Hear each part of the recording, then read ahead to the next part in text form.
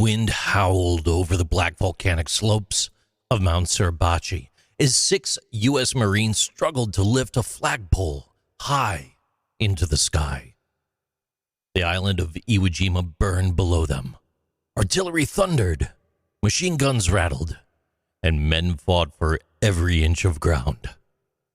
That flag, barely catching the wind at first, would become one of the most enduring symbols of American resilience. But few who raised it would live to see its lasting impact. It was February 23rd, 1945, 4 days into the bloodiest battle the Marine Corps had ever fought. Iwo Jima, a tiny volcanic island just 660 miles or 1,062 kilometers south of Tokyo. It was a little more than ash, sulfur, and entrenched death. Its strategic value lay in its airfields.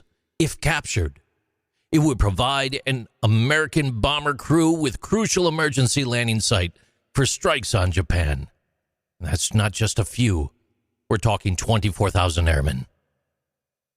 Beneath the island's surface, nearly 21,000 Japanese defenders under General Tadamichi Kuribeishi had spent months digging a labyrinth of tunnels and bunkers and hidden machine gun nests. Unlike previous island battles, the Japanese did not fight from the beaches.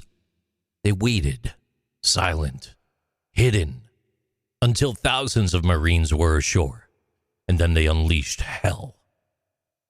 For 4 days, the 28th Regiment, 5th Marine Division fought their way to the base of Mount Suribachi, Iwo Jima's highest point at 528 feet, 161 meters. From here, the Japanese had perfect firing angles over the entire battlefield. If the Marines could take it, they might finally control the island. By the morning of February 23rd, they reached the summit. A small flag was raised, the first American flag ever to fly on Japanese soil.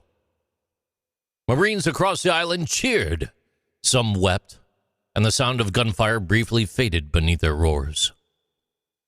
But that wasn't the flag you've seen.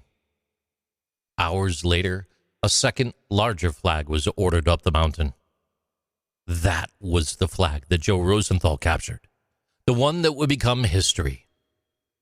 5 Marines and 1 Navy corpsman, Michael Strank, Harlan Block, Franklin Sousley, Rene Gagnon, Ira Hayes, and John Bradley. They worked together to hoist the pole into the volcanic rock.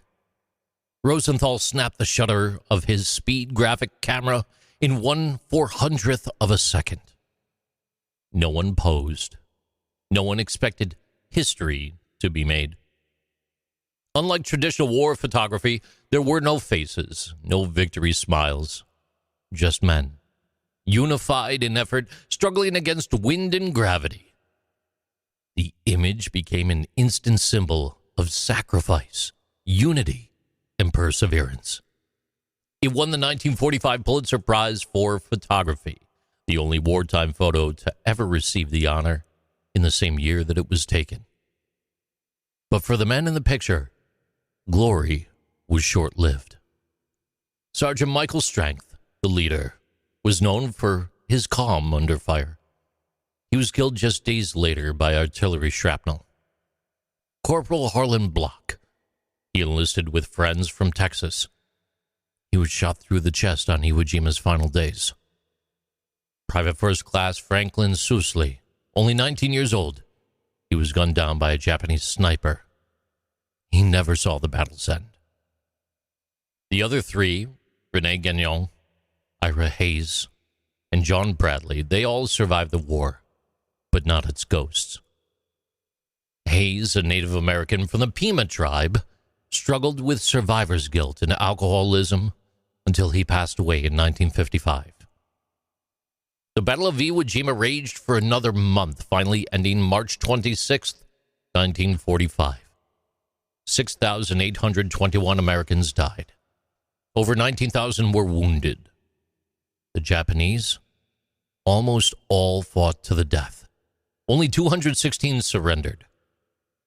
The U.S. military later determined that the airfield saved by the battle allowed over 24,000 American bomber crews to land safely instead of crashing into the Pacific. Iwo Jima had been an inferno, but it became a lifeline. Today, the Marine Corps War Memorial in Arlington, Virginia, immortalizes Rosenthal's photograph in bronze, standing nearly 33 feet or 10 meters tall.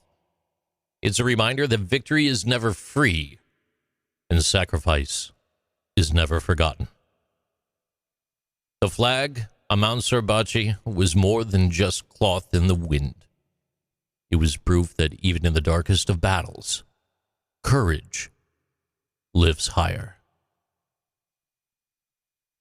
These are Interesting Things with JC.